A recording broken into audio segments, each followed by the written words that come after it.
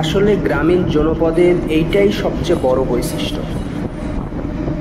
কৃষক ধান রোপণ করবে, সেই ধান ঘরে উঠানো পর্যন্ত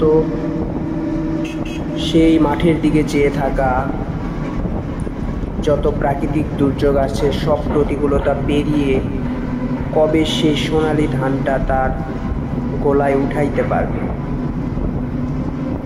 গ্রামীণ জনপদগুলো দেখে